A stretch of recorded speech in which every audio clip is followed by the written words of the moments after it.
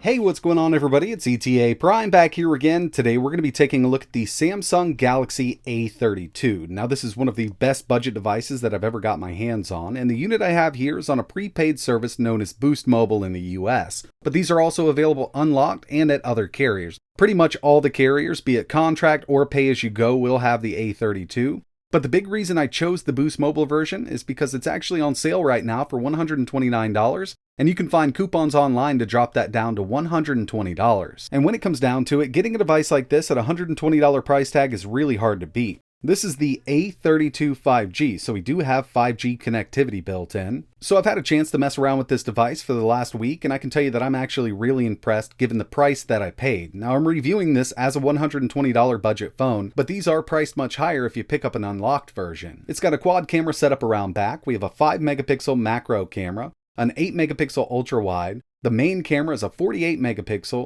and there's also a 2 megapixel depth camera. Now these cameras aren't going to win any awards, but for a budget device, I think they did a good job of setting this thing up. On the bottom here, we have a USB Type-C connector and a 3.5mm audio jack. Yes, they have kept that headphone jack on this cheap device. Over on the right-hand side, we have our power button and our volume rocker.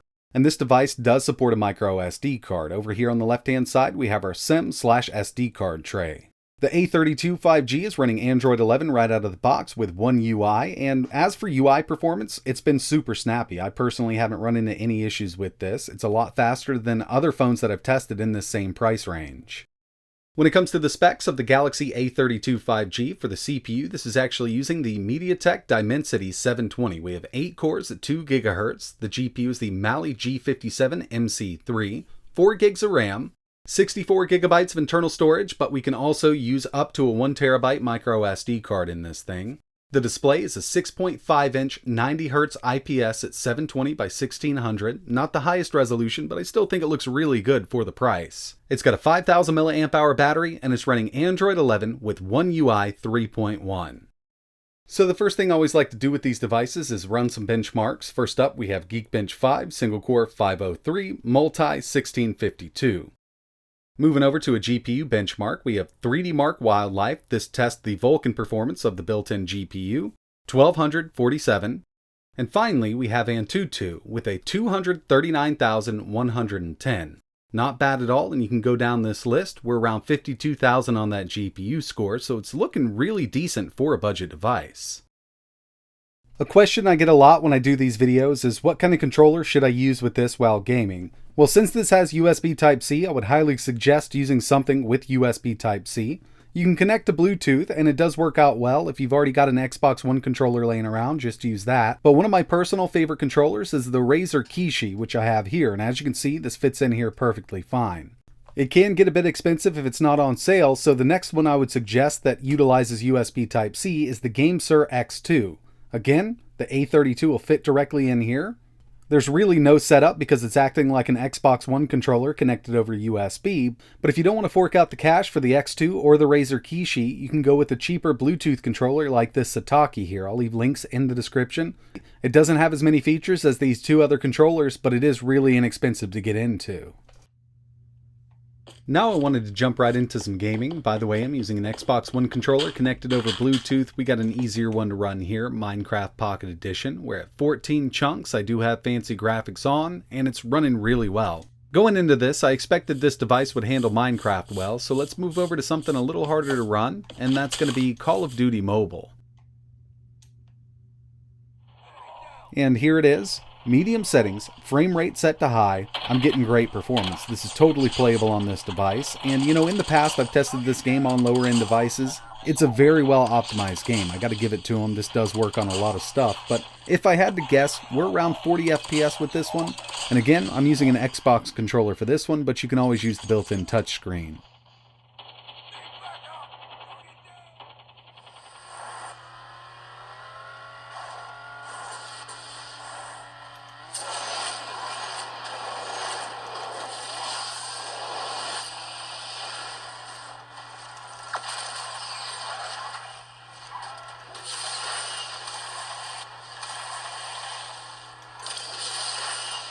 And the final native Android game I wanted to test was Genshin Impact. This is just a really hard one to run.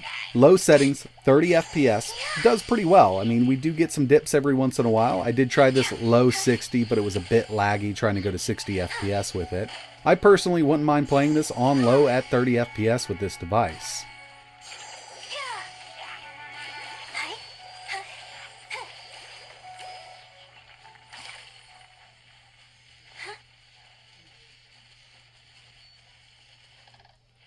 Now it's time to move over to some emulation, and first on the list we have Dreamcast using the Redream emulator. I'm upscaled here to 1280 by 960. We have Sega Rally Championship running. I also tested DOA 2, runs at 60. Dreamcast on this device is totally possible, as you can see here. It's working great.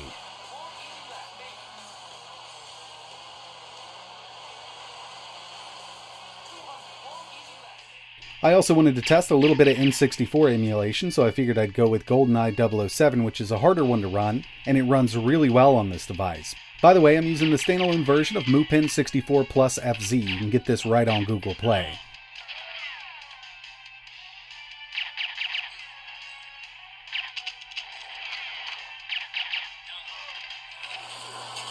Taking it up a bit to PSP using the PPSSPP emulator. Vulcan back in, 2X, Ghost of Sparta, running great. Every once in a while you will see some dips, but really that's how it goes with this game. Even on really high-end devices, I do get dips down into the 50s, so I'd say this is definitely good to go at 2X with the harder to run games like the one you're seeing on screen, and with easier to run stuff, we can go up to 4X with it. I was really hoping with this 720 chip we could get Gamecube and Wii out of the way, and it is true that some games are going to run pretty decently. Here's Wind Waker using the latest build of Dolphin MMJ, and it's running great. This game originally ran at 30 FPS, so that's what we have here. But when it comes down to it, this is definitely one of the easier games to emulate, especially on ARM devices, so I expected this one to work. But when I move up to something just a bit harder to run, Sonic Colors, which isn't the hardest game in the world to run, we just can't quite get a steady 30 out of it. And again, just like Wind Waker, this one originally ran at 30 FPS. It was looking good in the beginning, but as soon as we get a lot of effects on screen, that FPS starts to dip down into the 20s. So I wouldn't pick this up specifically for GameCube and Wii emulation, but when it comes to Dreamcast, N64, PSP, you want to do some Thomas Wave, SNES, this thing's going to handle all of that just fine. I also wanted to show you a couple sample photos from the built-in 48 megapixel camera. First one here, we got good light. It looks great. I mean, it's no Galaxy S21 or a new iPhone, but overall, if you wanted to take some quick snaps with plenty of light, this thing will definitely do. Here's one more with good lighting. For a budget device, the camera on this thing is actually doing a decent job. I also tested this in a low light situation. I'll just give you a look at basically the same two pictures here. As you can see, it does get a bit grainier, but that's with all cameras. So if you got good light, the A32 can actually take some pretty good pictures. Another thing I always like to test with these budget devices is YouTube video streaming, or video streaming in general. Here we have YouTube, and I'm just going to go to 1440p. Stats for Nerds is on screen. And through this video here, which is now running at 1440p, 60 FPS, we have 0 drop frames. So if you want to do video playback on this device, be it Netflix, HBO, or even YouTube as you see here, it's going to work out just fine. 720p, 1080, and even 1440.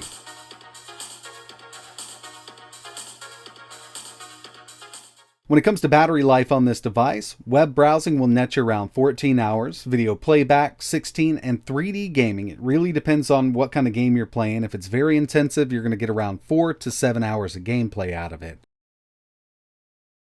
Overall, I've been really impressed with this device given the price that I paid. Performance is great, battery life is great, it's got a decent little screen on it. It is 90 Hz, but it's not the highest quality little 90 Hz display. It's only IPS. If you go with one of the Galaxy S series, you're going to get a Super AMOLED display, which looks much better. But for the version I have here and the price I paid, this is well worth it. Now, if you're looking to pick one of these up unlocked, they're around $275, and I'd say that's a little high priced for this.